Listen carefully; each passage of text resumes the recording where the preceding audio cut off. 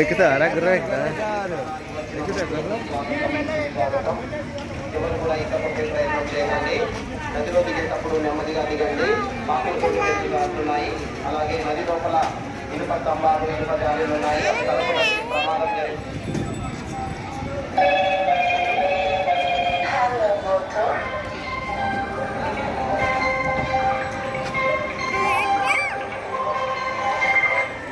ఇంకా దీన్ని పట్టుకో నిషా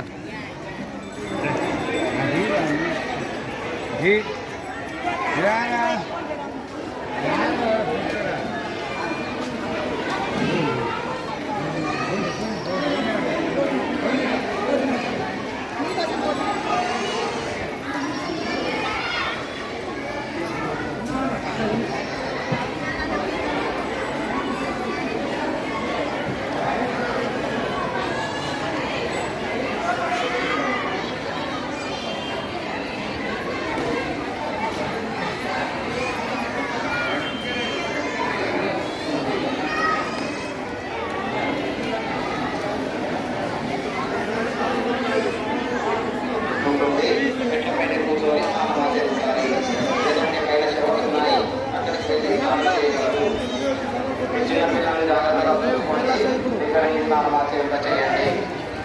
చిన్న పిల్లలు ఉన్న డైపర్స్ కానివ్వండి, చెత్త చెదారాన్ని నదిలో వేయకుండా పైన డస్ట్బిన్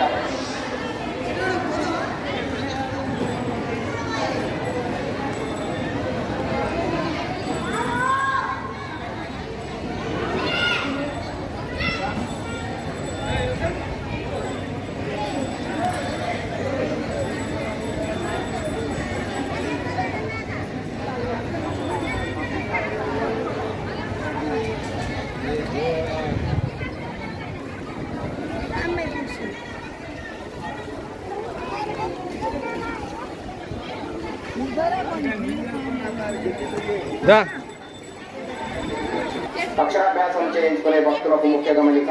అక్షరాభ్యాసం చేయించుకునే భక్తులు ఎవరైనా ఉంటే పూజా సామాగ్రి భక్తులే స్వయంగా ఇక్కడి నుండే తీసుకుని గుడికి వెళ్ళగలరు. దేవస్థానం ఎటువంటి పూజా సామాగ్రి ఇవ్వదు.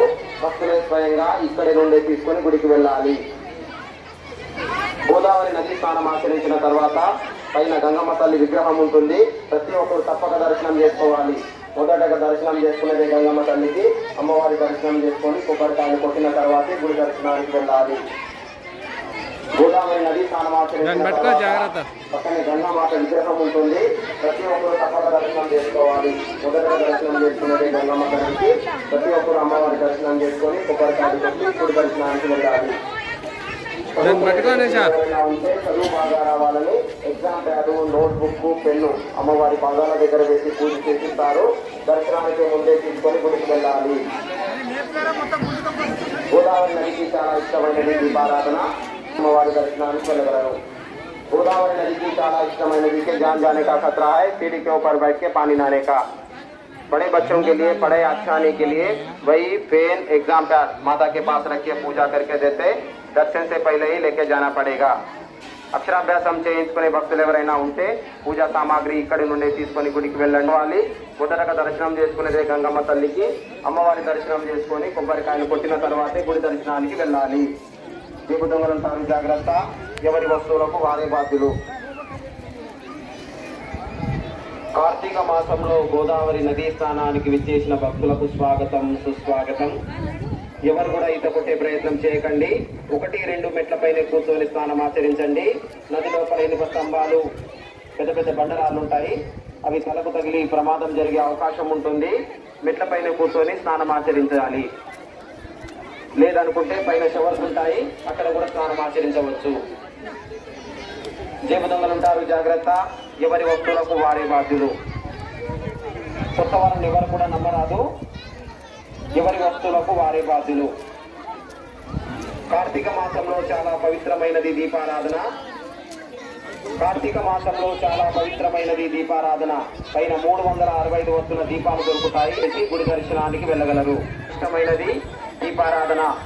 పైన ఈత కొట్టే ప్రయత్నం చేయకండి. నదిలో దిగేటప్పుడు నెమ్మదిగా అలాగే నది లోపల ఇనుప స్తంభాలు ఇనుప జాలీలు ఉన్నాయి. అవి తలకు తగిలి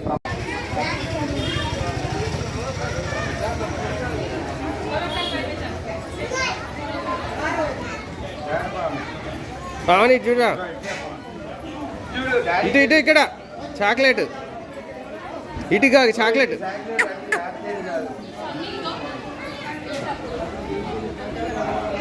ఇటు చూడు మామ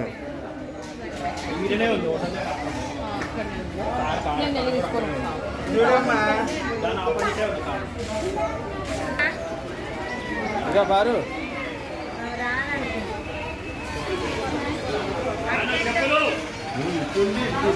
తెలిపేయండి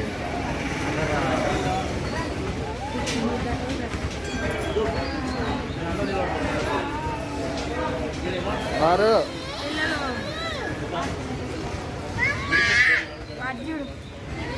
ఎత్తుకోరా దాన్ని ఇక చాక్లెట్ ఇస్తా